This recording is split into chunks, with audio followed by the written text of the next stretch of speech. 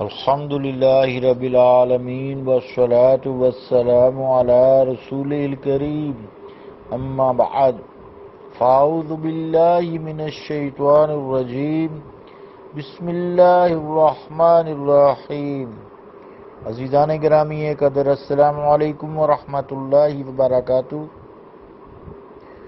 غزوہ خیبر جاری ہے۔ اب آپ صلی اللہ علیہ وآلہ وسلم نے شق کے قلعوں کی طرف توجہ کی اور ان کو فتح کیا۔ ایک قلعہ حسن ابئی جسے فتح کیا گیا، اور شق کے علاقہ میں بہت قلعے تھے، متعدد قلعے تھے۔ سب سے پہلے جس قلعہ کو فتح کرنے کے لیے حضور کریم صلی اللہ علیہ وآلہ وسلم متوجہ ہوئے وہ حسن ابئی تھا، قلعہ کا نام ہے۔ یہودیوں میں سے ایک بہادر جس کا نام ازوال تھا، بعض نے اس کا نام ازال بتایا ہے، میدان جنگ میں نکلتا ہے اور حل من مبارز کا نعرہ بلند کرتا ہے۔ حضرت حباب بن منظر اس کے مقابلہ کے لیے نکلتے ہیں، دونوں ایک دوسرے پر حملہ آور ہوتے ہیں، کافی دیر تک ایک دوسرے کو اپنی ضربات کا نشانہ بناتے ہیں۔ پھر حضرت حباب نے اپنی تلوار کے وار سے اس کا دایاں بازو کاٹ دیا۔ ازوال کے ہاتھ سے تلوار گر پڑی، وہ پیچھے مڑا تاکہ قلعہ میں داخل ہو، لیکن حضرت حباب نے اسے بھاگنے نہ دیا، اس کے پاؤں کو کاٹ ڈالا، وہ گر پڑا اور پھر اس کا کام تمام کر دیا۔ اس کے واصل جہنم ہونے کے بعد ایک اور یہودی نکلا، اس نے بھی حل من مبارز کا نعرہ لگایا کہ میرے ساتھ کون جنگ کرے گا، دعوت جنگ دی۔ اس کے مقابلہ کے لیے ایک مسلمان مجاہد نکلا، لیکن اس یہودی نے ان کو شہید کر دیا اور پھر مد مقابل کے لیے چیلنج دیا۔ اب اس کے مقابلہ کے لیے حضرت ابو دجانہ رضی اللہ تعالیٰ عنہ اپنی شمشیر آبدار لہراتے ہوئے نکلتے ہیں۔ آپ نے اس وقت اپنے خود پر سرخ دوپٹہ باندھا ہوا تھا اور بڑے فخر سے ٹہلتے ہوئے اس کے مقابل آئے۔ ابو دجانہ نے پہلے وار سے ہی اس کی ٹانگیں کاٹ دیں اور اس کو موت کے گھاٹ اتار دیا۔ پھر اس کی تلوار، زرہ اور دوسرا سامان لے کر حضور کریم صلی اللہ علیہ وآلہ وسلم کی خدمت اقدس میں حاضر ہوئے۔ سرکار دو عالم صلی اللہ تعالیٰ علیہ وآلہ وسلم نے ہر چیز ابو دجانہ رضی اللہ تعالیٰ عنہ کو عطا فرما دی۔ اس کے بعد کسی یہودی کی جرأت نہ ہوئی کہ وہ میدان میں آ کر کسی مسلمان سے مقابلہ کرے، مقابلے میں کسی مسلمان کو للکار سکے۔ اس کے بعد مسلمانوں نے نعرہ تکبیر اللہ اکبر بلند کیا اور قلعہ کے دروازوں کو توڑتے ہوئے اندر داخل ہو گئے۔ حضرت ابو دجانہ رضی اللہ تعالیٰ عنہ ان حملہ آور مسلمانوں کی قیادت کر رہے تھے۔ جتنے یہودی تھے سب بھاگ کھڑے ہوئے اور قلعہ کی دیواروں پر چڑھ کر نیچے چھلانگیں لگانے لگے اور وہاں سے شق کے دوسرے قلعہ حصن النزال میں جا کر پناہ لی۔ اس قلعہ میں سے مسلمانوں کو کثیر تعداد میں بھیڑ، بکریاں اور کھانے کا سامان ہاتھ آیا۔ قلعہ حصن البرا نتاتا کے قلعوں کی شکست خوردہ یہودی بھی اسی قلعہ میں اکٹھے ہو گئے۔ انہوں نے قلعہ کے دروازے بند کر لیے اور لشکر اسلام کے ساتھ جنگ کرنے کے لیے تیار ہو گئے۔ رسول اکرم صلی اللہ تعالیٰ علیہ وآلہ وسلم نے اپنے صحابہ سمیت ان پر حملہ بول دیا۔ گھمسان کی جنگ ہوئی، انہوں نے مسلمانوں پر تیر اور پتھروں کی بوچھاڑ کر دی۔ کئی تیر سرکار دو عالم صلی اللہ تعالیٰ علیہ وآلہ وسلم کے لباس مبارک کے ساتھ جا کر پیوست ہو گئے۔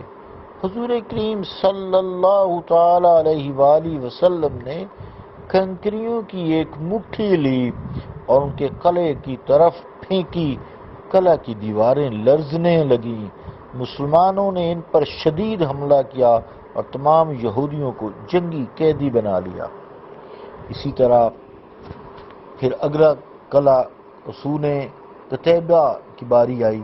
حضور کریم صلی اللہ علیہ وآلہ وسلم نے تاتا اور شق کے قلعوں کو جب فتح کر لیا تو ان قلعوں کے شکست خوردہ یہودی قتیبہ کے قلعوں میں آ کر مورچہ بند ہو گئے۔ اس کے بعد حصن القموس، تو قتیبہ کے قلعوں میں القموس سب سے بڑا اور مضبوط قلعہ تھا۔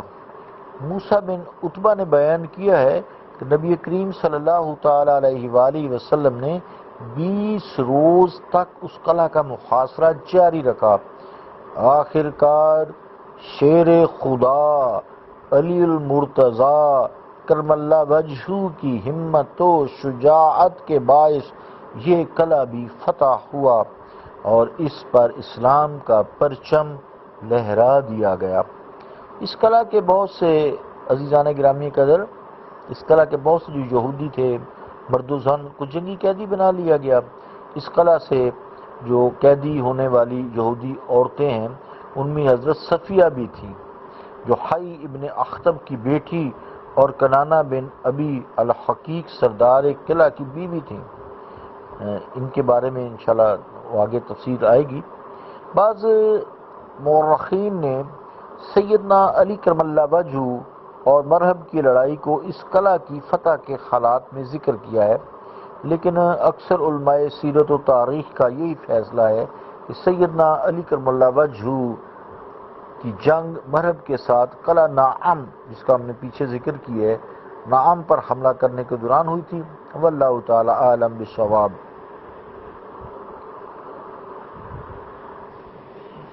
پھر جو ہے قلعہ حسن وطی و سلالم، خیبر کی مختلف وادیوں میں جو متعدد قلعے تھے، اسلام کے جانباز مجاہدوں نے شک بعد دیگرے ان سب کو فتح کر کے ان پر اسلام کا پرچم لہرا دیا۔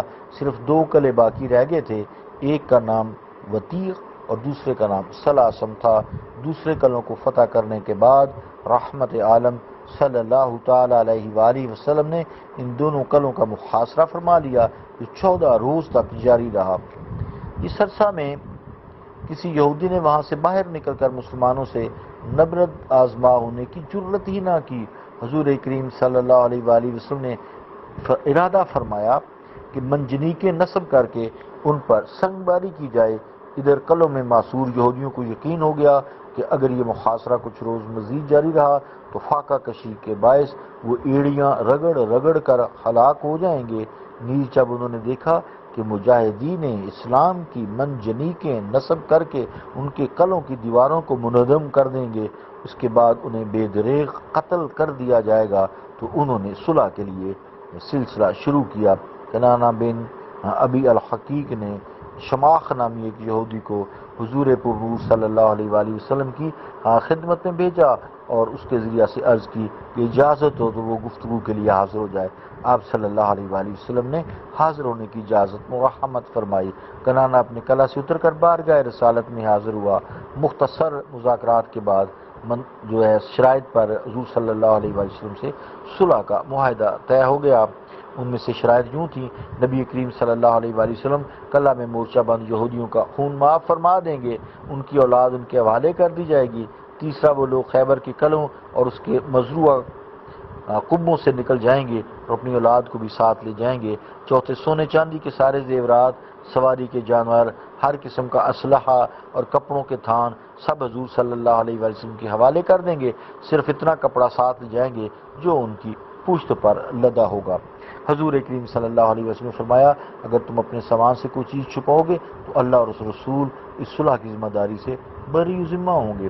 وہ علاقہ جس میں یہ 2 قلعے تھے وہ قتیبہ کے نام سے معروف تھا اور یہاں کے نخلستانوں میں کھجور کے 40,000 درخت تھے۔